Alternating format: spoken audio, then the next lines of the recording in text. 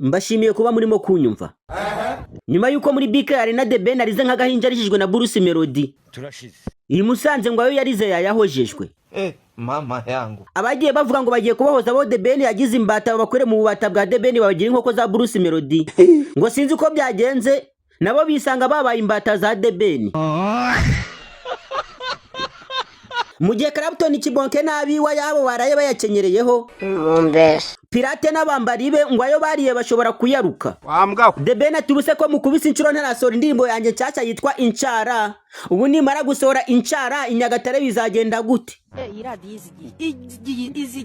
The Ben ngo nyuma yo kuririmba ingagi zo mu birunga n'ibirunga byose bigahimbarwa. Abari bari muri stade ubworoherane bose ngo bacinya akadiho. Maze ngo umufana wa Bruce Melody akajya yibaza ngo ese ndacyari mu gishya cy'abafana Bruce Melody cyangwa nisanze mu cyaba The Ben bikamucanga. Bikumva shaka guseka. Ngibyabaye kuri Bruce Melody ni nka bimwe biba kuri Rayon Sport yo yakiye APR. Ngo APR arayibwira ngo amafaranga urayacyura barayaguha ariko amanota yo nyacyure. Na Bruce Melody nawe ngo ifaranga yaribonye kuko abantu bitabiye ku bwinshi. Ariko ngo ikigendanye n'umufana The Ben ngo yamukubise inshuro. Pirate n'abambari be ngo bahagurukanye umurego nk'uya saa 11 n'ubwinshi nk'ubw'umucanga wo ku nyanja. Ariko hari nashonje. Ariko ngo byarangiye babaye nka babahigi benshi bayobye imbw'uburari. Kuko abafana ba The Ben babaganjije bakubita inshuro. Manager wa Bruce Melody Coach Gael ngo nyuma yo kubona ibiri kuba umukino wagezemo hagati ahindura ikipe. Kimwe mu byatumye Pirate n'abambari bakubitwa inshuro nuko ngo kugira ngo bavuge urwo bakunda Bruce Melody bivugira urwo banga The Ben. The Ben atubushize waramfatiranye nemera pompompo. Bikumva shaka guseka. Ariko nawe kuva kuri aka kanya ugomba kwinshara. Nyuma yo kubona ko irushanwa ritangiye bagarikwa abafana ba Bruce Melody ngo barashaka gukurira mu irushanwa. Bagahita bakomereza Inyagatare ngo ibyo bazamukorera Inyagatare ntabyazi. Ndetse bamwe ngo ibyo kurari Musanze nibabikojejwe. Ngo bahise berekeza Inyagatare gutegura stage kugira ngo niba hazaba harimo na dawa bayitegure kare. Nubwo The Ben yakubise akanyafu Bruce Melody ariko icyubahiro cyose kiri guhabwa Bruce Melody bitewe n'uburyo stage zari ziteguye. Ibintu Bruce Melody na team ye bateguye nubwa mbere byabaho mu mateka y'umuziki nyarwanda. Byabereye n'isomo ku bandi bahanzi bose mu Rwanda bagomba gufatira icyitegererezo kuri Bruce Melody. Bamwe mu batazi iby'umupira mu karere ka Musanze babanje kugira ngo nibikira Mariya wongeye kuhabonekera. Abantu mu muhanda baruvunga nzoka. Abafana bari bikubye inshuro nyinshi baba baje kora umupira wa Rayon Sport na APR. Mu bworoherane hari kubise huzuye kugira ngo ubona aho unyura byari ingora bahizi. Bamwe batari ko hari manza gutegura ibitaramo biba bitoroshye. Icyubushize The Ben yaragiteguye bamukubita inshuro none Bruce Melody nawe yateguye bamukubita inshuro. Ubu ngubu ngo kimaze kuba kimwe. Inyagatare ngo izaba ari Sewuru cyangwa se Kamarampaka. Ngo hari abatamenye ko The Ben yavuye kuri stage bakomeza kuririmba indirimbo ze. Babimenya ko umuhanzi yahindutse hashize nk'iminota 20 undi muhanzi ahageze. Ubundi bamwe ngo batangira gusohoka bazinga ibirago bagenda uwabareyo. God have mercy upon us. Bakomisiyoneri bakumazeho amafaranga abakwizeza kugushakira ubutaka cyangwa inzu yo kugura. Inzu zawe zirashaje zabuze abapangayi bazijyamo kubera ko nawe ugeze amenya ko wazubatse. Uri umuhanga mu gukora amapura y'amazu ariko ubukene bwakubayeho karande watangiye guteka imitwe mu byutize kubera ko wabuze ibiraka. Igisubizo si yego cyangwa oya ahubwo igisubizo ni Terra Real Estate. Iyi ni kompanyi yakuzanira urubuga rwitwa Terra.rwa. Ni urubuga rworohereza abantu bose kubona serivisi zose z'ubutaka n'imyubakire zirimo kugurisha no kugura amazu n'ubutaka, gukodesha amazu, kugura cyangwa kugurisha ibishushanyo by'amazu. Muri urwo rubuga kandi winjiramo ugasaba inzobere mu by'ubutaka cyangwa imyubakire wifuza unyuze hitwa Request Consultant. Ni urubuga kandi wakwamamarizamo ibyo ukora bigendanye n'ubutaka n'imyubakire nk'abafite ibirombe bicukurwamo umucanga n'amabuye, abafite amakenkeyori n'ibindi. Muri Terra Real Estate bafite inzobere mu by'imyubakire n'ubutaka nk'abenjeniyeri, abalandi surveyor, abanoteri b'ubutaka ndetse n'aba urban planners. Gusura urubuga Terra.rwa ni ubuntu ariko kandi wanabasanga aho bakorera ku Kinamba muri etage iri hejuru ya Beka cyangwa se ugahamagara kuri nimero ziri kuri screen yawe. Ni mu gitaramo cyitwa Summer Country Tour cyateguye na Bruce Melody afatanyije n'abitwa Watuwevu ndetse na 155 AM bategura ibitaramo bine bizenguruka u Rwanda. Bahere mu karere ka Musanze bazakomereza Inyagatare bagirwa Amagana bajye mu Bugesera basoreze mu karere ka Rubavu. The Ben yari yiteguye neza cyane. Abafana ba Bruce Melody nabo basa nk'abiteguye kumurwanya. Iki ni igitaramo kiba cyahuruje itangazamakuru nukuvuga ngo imyidagaduro yose yari yimukiye mu karere ka Musanze.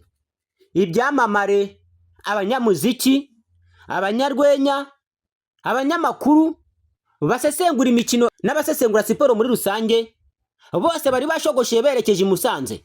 Abakinnyi ba filime abafana bagiye batandukanye b'amakipe akomeye hano mu Rwanda bose bazinze uturago twabo bajya kudushyira i Musanze, abenshi niho baraye. Imyidagaduro yose yo mu Rwanda yari yimukiye mu karere ka Musanze. Nubwo abantu barangariye mu gikombe cy'isi, ariko ntibyababujije kujya kwishimira i Musanze mu giteramo cy'abahanzi mu Rwanda bafatwa na Cristiano Ronaldo na Messi.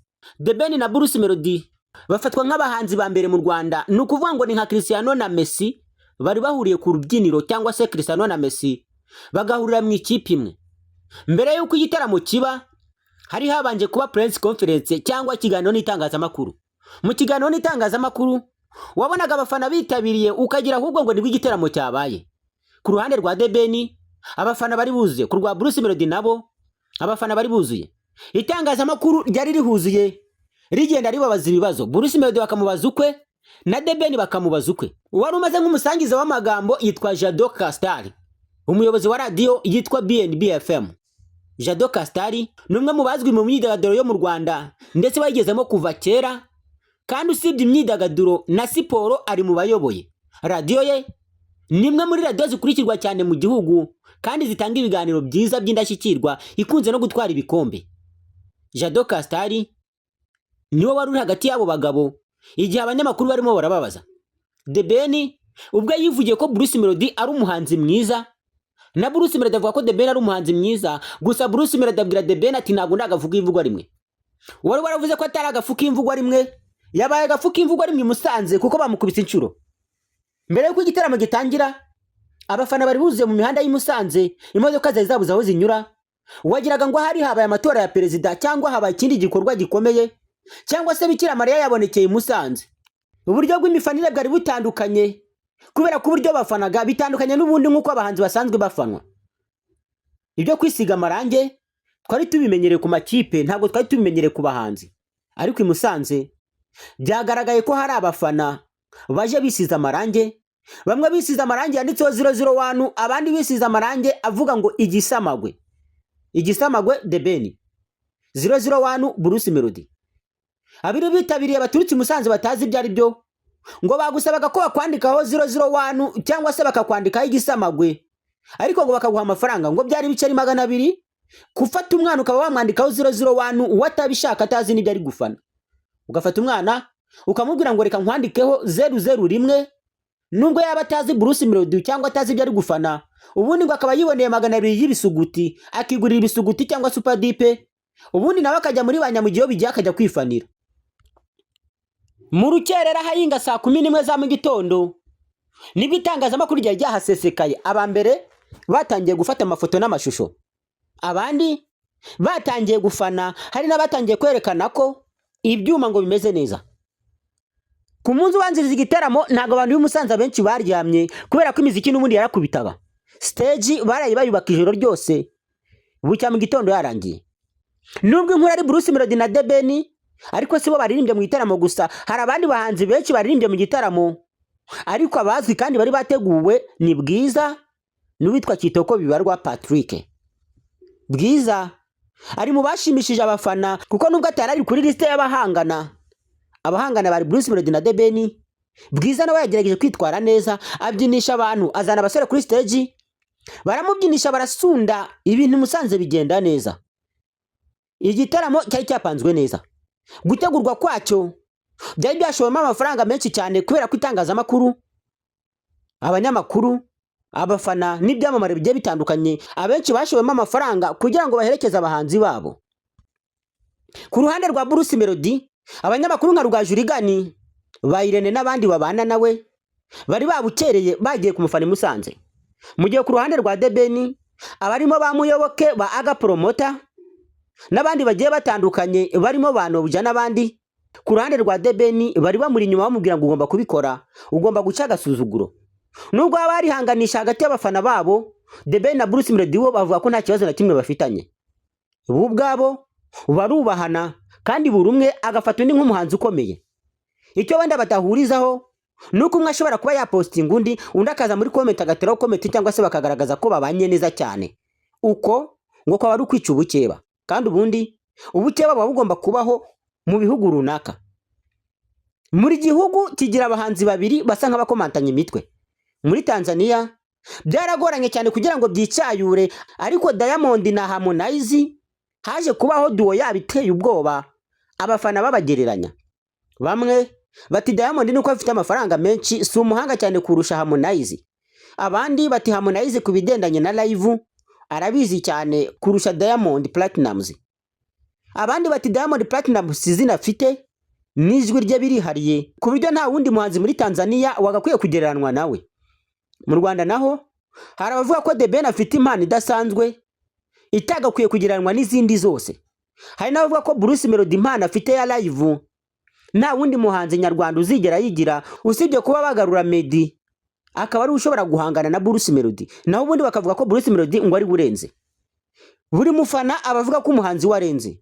Gusa nkuko muri BK Arena bamwe mu bafana ba The Ben bemeye, uyu mugoroba ngo bamwe mu bafana ba Bruce Melody nabo bakubiswe n'inkuba. Kimwe ngo mu byatumye abafana ba Bruce Melody bamwe na bamwe bakubitwa n'inkuba nuko ngo yabatabye mu nama akajya kuri stage bwa kabiri. Ubundi byari byateganyijwe ko Bruce Melody ngo ari bujye kuri stage bwa mbere nk'ibisanzwe, ariko kuko igitaramo cyari icye ngo yagombaga kuza kuri stage inshuro ya kabiri. Ibyabaye kuri The Ben ubushize nibyo neza neza byabaye kuri Bruce Melody. The Ben yabwiye Bruce Melody ngo ajya kuri stage bwa mbere igitaramo ni icyanjye. Ubundi Bruce Melody hageze arabaririmbira bararyoherwa cyane, bamaze kuryoherwa bibagirwa ko hari undi muhanzi uhari batangira kwisohokera. The Ben ageze kuri stage yatangira gusitara umuringa kuko yasanze bamwe mu bafana be bisohokeye. Ubundi hasozi banyinshi kuri we aririmbira bake bari bahasigaye, abenshi bakazajya banasohoka arimo kuririmba. Na Bruce Melody ngo niko byagenze, hari abatangiye gusohoka kirimo kuririmba. Bamwe bati ko Kigali n'ibitari bazabizana, bati uyu mugabo ni gatiki, umuntu ufashe imyidagaduro mu Rwanda igakubita inshuro siporo, nyamara siporo yari yarigaruriye abantu, uyu muntu ni gatiki. Ko Kigali ibintu yakoze ntabwo bisanzwe mu mateka y'umuziki w'u Rwanda. Asa n'uwakoze ibitangaza kubera ko ukuntu abantu bari bishimye basa neza bakeye bagiye gufana n'umuneza neza, byari ibintu bidasanzwe. Ko Kigali ngo icyamuvanye muri Amerika nukuza guhindura ubuzima bw'abanyarwanda. Abantu bagera hafi mu 1000 bahawe akazi, babona akazi binyuze muri rebo yitwa 155 AM. Kalomba Gael cyangwa Ko Kigali, uyu mugabo sinzi uko abanyarwanda bazamwita, ariko numwe mu bageze mu myidagaduro y'u Rwanda inkuru ziba nyinshi. Abenshi batangira kuvugishwa bati se uyu nguyu nuwahe uje gufata Bruce Melody agashaka kumuvana ku ruhando rumwe akamugeza ku rundi. Bati se ubu n'amafaranga Bruce Melody afite uyu Kalomba azamushobora. Ariko Ko Kigali yagaragaje ko byose bishoboka, nubwo bamwe hari abatangiye batamwemera nyuma baje kumwemera. Icyo yamanje gukora ni ikintu kimwe, yamaze kuwereka abanyarwanda ko mu Rwanda hari ibikorwa byinshi. Yahise yereka abanyarwanda ko mu Rwanda hari ibikorwa byinshi. Icyo yabanje gukora ni ukwereka abanyarwanda ko hari ibikorwa remezo bipfa ubusa. Yaragiye muri shike ahita hazana icyitwa Kigali Universe. Nta muntu n'umwe watekerezaga ko hari inyubako yajya hejuru y'indi. Icyatumye abantu benshi bahita barangira bemera Ko Kigali, n'abateramwemeraga bakamwemera ni ikiraro yubatse cya Kigali Universe. Ni ikiraro kirekire gituruka hasi kikazamuka kikagera muri Kigali Universe neza neza. Icyo ni kimwe mu byatumye Ko Kigali bamuvuga neza, abatamwemeraga batangira kumwemera, ndetse n'abamushidikanyaho batangira kuvuga ngo uyu muntu ntasanzwe, ashobora kuba afite izindi mbaraga z'amafaranga, kubera ko numwe mu bagiye mu bazungu bakuramo amafaranga. Rugaju rigano barizwa muri 155 AM atuzatinya umuntu wagiye mu bazungu akabakuramo amafaranga. Ubundi bavuga ko nta muzungu ukongora igisheke kandi nta muzungu woza runonko. Niyo mpamvu umuntu wese wagiye mu bazungu akabanyunyuzamo amafaranga akaza kuyashora muri Afrika, uwo muntu ngo bari wo gutinywa, abantu ngo bagomba kumutinya kandi bakanamwubaha. Ko Kigali nawe numwe mu bubashwe bafite n'izina rinini muri uyu muziki w'u Rwanda, abantu benshi badazapfa no kwibagirwa. Yaba hari cyangwa adahari, abantu benshi ntabwo bazibagirwa Ko Kigali. Ibi bikorwa byose biri kuba mu muziki w'u Rwanda bigiye bitandukanye mu mafaranga menshi, bikuba byateguwe na Ko Kigali. Nta muntu n'umwe wari uzi ko ibintu byaba, na wari uzi ko urubyiniro nka ruriya rushobora kubakwa mu Rwanda. Abenshi babonaga imbyiniro nka ziriya zateguwe mu bihugu by'amahanga, cyangwa se zigategurwa na company zikomeye cyane nka za Primus cyane cyane muri Guma Guma. Ariko nabwo urubyiniro bateguraga ntaho rwabaga ruhuriye na ruriya, rwabaga ruri hasi. Niba bashobora gutegura urubyiniro nk'urwo bateguye muri press conference, byari byagaragaye ko ibintu byose babishobora. Gusa icyo abantu bakomeza kwibaza ni kimwe, ni Coach Gael ukomeye cyangwa ni Bruce Melody ukomeye? Ariko se kandi Coach Gael ataraza ko Bruce Melody atarakomeye cyane, bivuze ko imbaraga nyinshi ziri gushorwa muri Bruce Melody ziri guturuka kuri Coach Gael. Ibintu bateguye byari bidasanzwe, nta muntu watekerezaga ko abafana bose bari bahari baza. Gusa ngo uriya wari umusogongero, kubera ko ibizabera i Nyagatare ngo nibyo byinshi. I Nyagatare bivuga ko hari abantu benshi bakunda umuziki bakanakunda imyidagaduro, ariyo mpamvu bivugwa ko abafana bari Musanze nibagera i Nyagatare ngo bashobora kwikuba kabiri cyangwa gatatu cyangwa kane. Abateguriye Bruce Melody n'abenshi mu bafana be ngo bahise bazamuka Nyagatare berekeza i Nyagatare kujya gutegura ibyo bazakorerayo. Ngo The Ben barashaka kuzamukubita inshuro i Nyagatare akibura. Gusa The Ben bavuga ko ari umwana w'umutambyi, ati nge ndi umwana w'umutambyi, ndi umwana wo mu bisubizo, ndi umwana mwiza kandi usenga Imana nkayumva nayo ikanyumva, abafana bange nabo bakanyumva, kandi nimara gusohora inshallah nzakubita inshuro umuntu inshuro 5. The Ben yakangarangije imitima y'abantu ubwo yatangazaga ko afitanye projet nshyashya na Diamond Platnumz. Abantu bati noneho hagiye gushya bwa kabiri. None niba ufite inshallah ukongera ukanagira indi ndirimbo na Diamond Platnumz, ubwo ngo nihagiye gushaka gakongoka. Ngo The Ben afite gahunda yuko ibiteramo by'Inyagatare, igitaramo bafitanye Nyagatare kizaba yamaze gushora indirimbo yitwa Inshallah. Abantu batibaze naba yakubisemo Inshallah bakajya Nyagatare, none Inshallah ari kugenda kubitira abantu ngo azahita hagurumana, bizaba nkuko Bruce Melody yigize kuzana pompompo.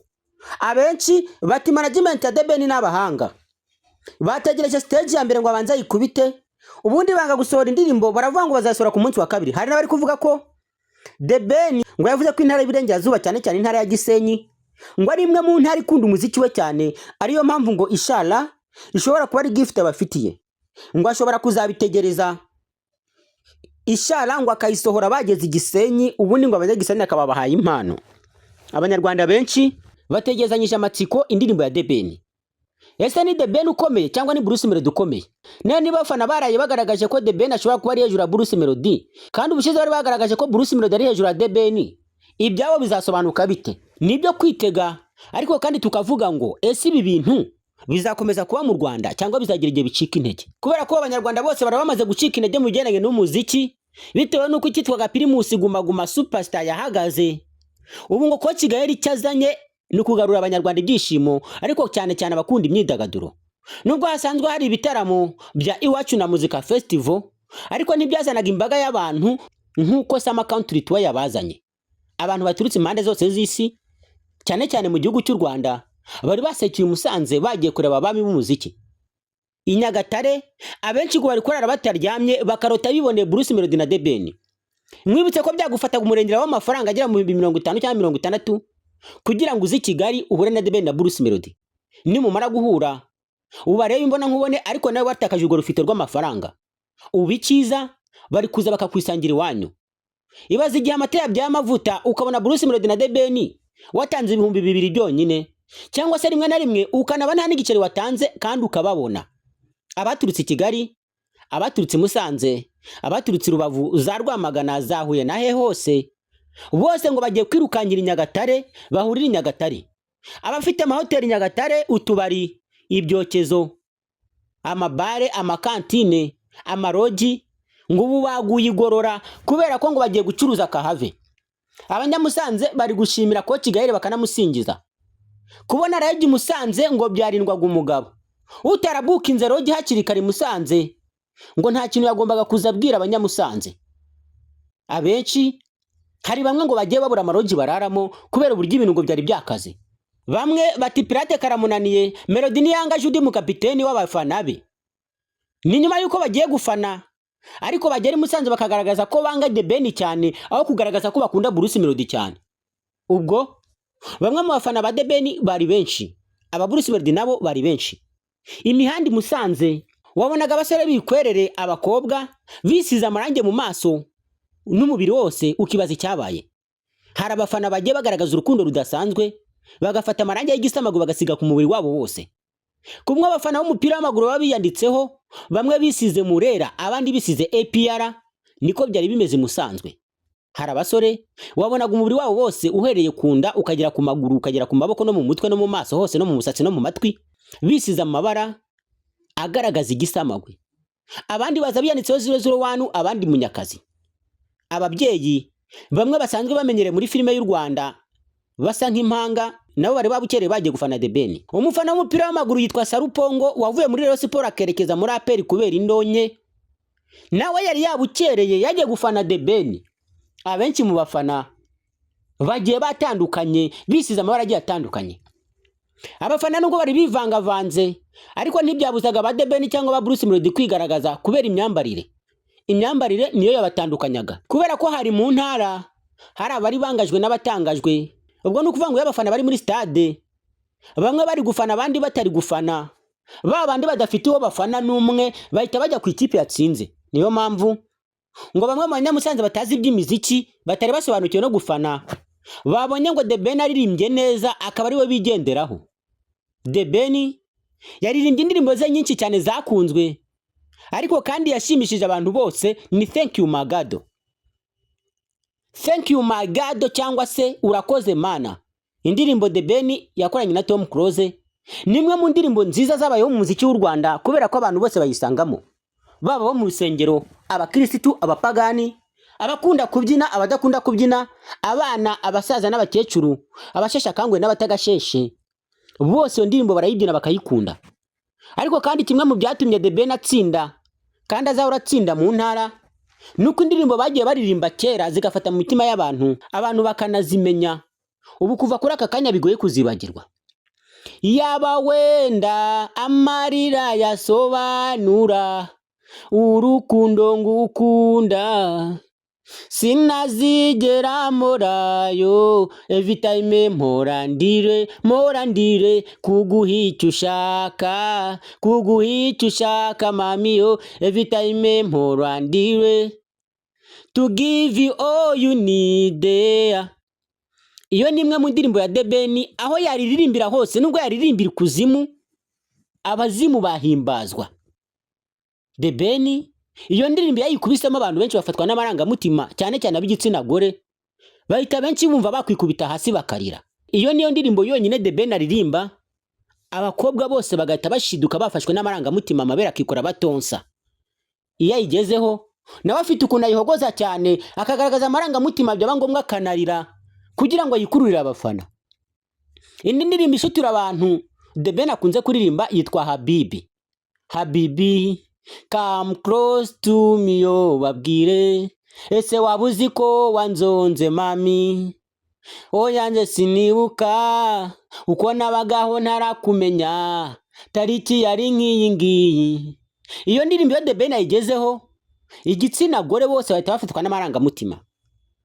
Igituma aba bahanzi bashitura abantu benshi ari nayo mpamvu King James yapotse igitaramo amatike agahita ashira nuko indirimbo zabo zaje mu mitwe y'abanyarwanda kera abenshi batarasobanukirwa umuziki bakazikunda batazikundiye ko ari nziza cyane ahubwo bazikunda ubutumwa bwari burimo. Indirimbo za kera zakundirwaga cyane message kurusha beat.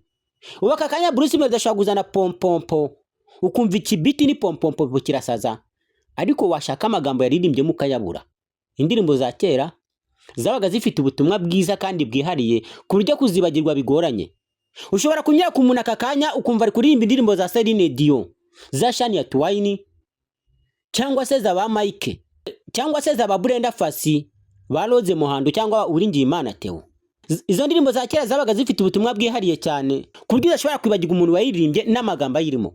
Gusa indi ndirimbo Bruce Melody yaririmbye nubwo bitageze neza ngo ayikunde cyane yitwa Ndakwanga nawe nushaka unyange. I hate you, never think about you. Iyo nimwe mu ndirimbo Bruce Melody yaririmbye ariko ukabona abafana basa nk'abacitse intege kubera ko benshi bari bananiwe yewe bamwe banatangiye no kwitahira. Igikurikiyeho nukureba ngo ese Nyagatare Pirate azisubiraho cyangwa Karabutoni Kibonke azakomeza kumukubita inshuro. Ariko kandi wava muri ibyo ukibaza ngo ibi bintu byabo bizarangirira hehe? Ibitaramo bizakomeza nyuma y'ibi ngibi cyangwa bagiye kugarukira ahangaha? Reka tubitega amaso.